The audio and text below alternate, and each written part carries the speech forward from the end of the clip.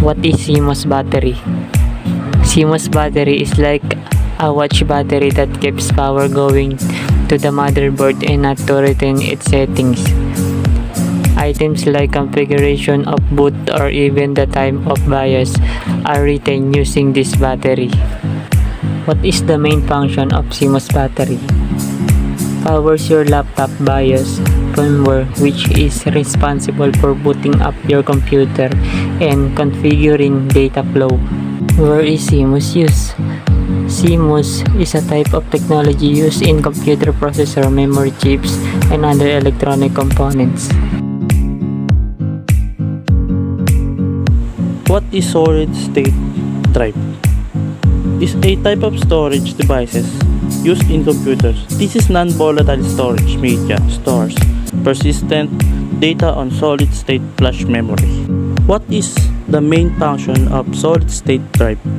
SSDs or solid-state drive data permanently inside an integrated circuit, typically using a flash memory. The flash memory inside an SSD means data is written, transferred, and erased electronically and silently. SSDs don't have the moving parts found inside mechanical hard disk drive HDDs. What is SSD use? SSD shorter boot times for your computer, more immediate data transfer, and high bandwidth. Faster speed means SSDs can handle data at the ultra high speed necessary in today's business world, especially when running programs that access large amount of data, such as operating system.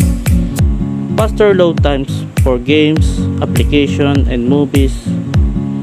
Because of the technology they use, SSD are lighter and better able to withstand movement and dropage.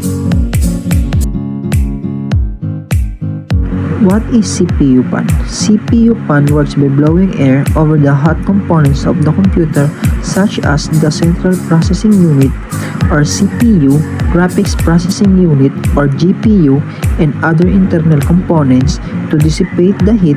The fan helps to keep the temperature of the components within a safe range, ensuring the longevity of your computer. What is the main function of CPU fan? A computer fan is any fan inside or attached to a computer case used for active cooling. Fans are used to draw cooler air into the case from the outside, expel warm air from inside, and move air across a heatsink to cool a particular component. What is CPU fan used for? In the simple word, to dissipate the heat. In other words, it lowers the heat of the CPU so it doesn't break and get damaged. What is RAM? RAM is random access memory or main memory. RAM is the physical hardware inside the computer that temporarily stores data, serving as the computer's working memory.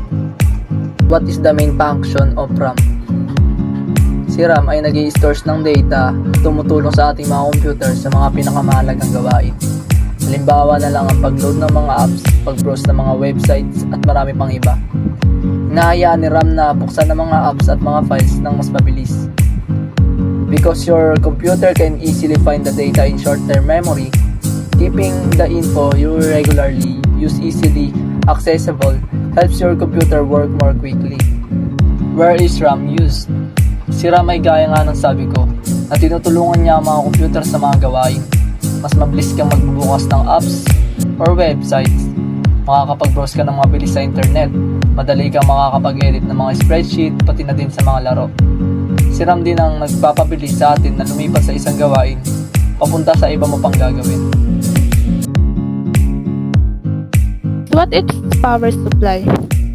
A power supply is an electrical device that offers electric power to an electrical load, such as laptop, computer, server, or other electronic devices.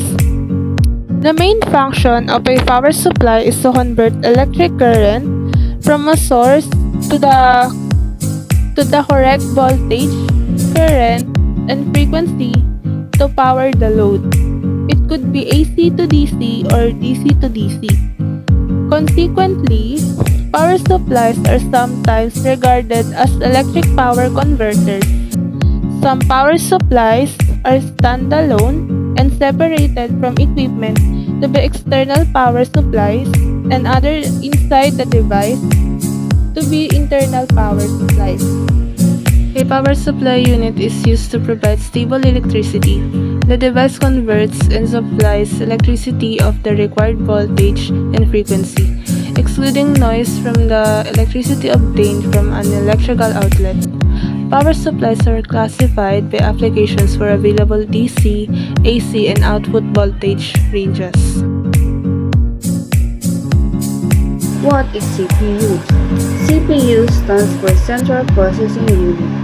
This is the part of a computer that handles the data and activities of the various physical components of the computer. It transfers instructions between a computer's hardware and software. It is also known as a processor, microprocessor, or central processor. Inputs enter a computer and travel to the CPU. The CPU executes the instructions and delivers the results to the associated output. Basically, the CPU is the heart of a computer. It takes in the necessary information and processes it, thus allowing the computer to function. What are the CPU functions? The CPU takes input, translates it into binary, performs basic functions, and sends the data to the correct output devices. It performs functions including arithmetic logic and cache memory. CPU components. Typical CPU has a number of components. The first is the arithmetic logic unit or ALU, which performs simple arithmetic and logical operations. Second is the control unit or CU, which manages the various components of the computer. It reads and interprets instructions from memory and transforms them into a series of signals to activate other parts of the computer. The control unit calls upon the arithmetic logic unit to perform the necessary calculations. Third is the cache, which serves as high-speed memory where instructions can be copied to and retrieved. Early CPUs consisted of many separate components, but since the 1970s, they have been constructed as a single integrated unit called a microprocessor. As such, a CPU is a specific type of microprocessor. The individual components of a CPU have so become integrated that you can't even recognize them from the outside. The CPU is about 2 inches by 2 inches in size. CPUs are located on the motherboard.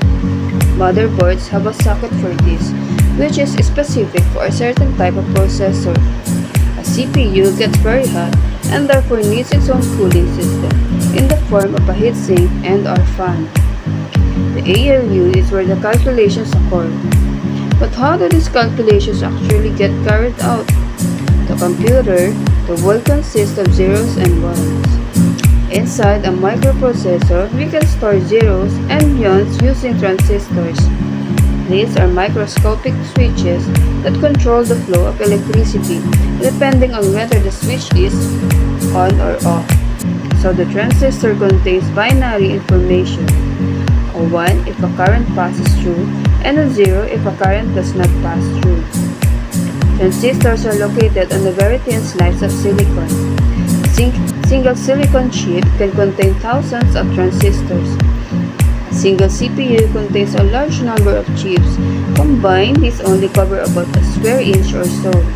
In a modern CPU, however, that square inch can hold several hundred million transistors. The very latest high-end CPUs have 1/million.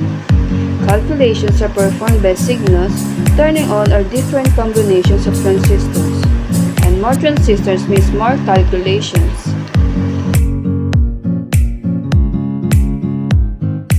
What is motherboard?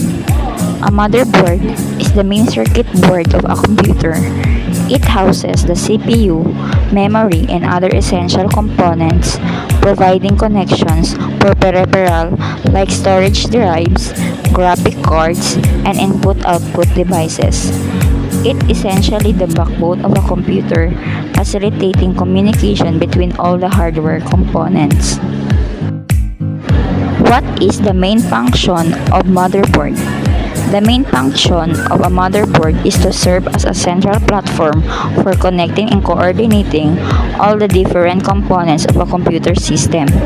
It provides electrical connections between the CPU, memory, storage devices, expansion cards, and other peripherals. Essentially, it enables communication and data transfer between these components, allowing the computer to function as a cohesive unit. Where is motherboard used? Motherboards are used in various electronic devices, primarily in computers and laptops. They serve as the central hub that connects all the essential components of the system. Additionally, specialized versions of motherboards are also used in other devices like smartphones, tablets, gaming consoles, and embedded systems.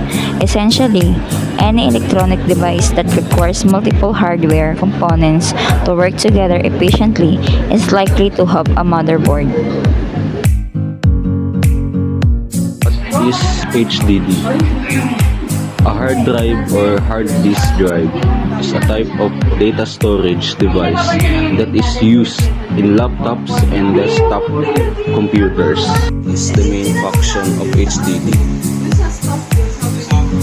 What does a hard drive do? A hard drive is the hardware component that stores all of your digital content. Your documents, pictures, music, videos, programs, application preferences, and operating system represent digital content stored on a hard drive. HDD use. A hard drive, or fixed disk is an electromechanical data storage device that stores and retrieves digital data using magnetic storage with one or more rigid rapidly rotating platters coated with magnetic material. I know gold is not enough.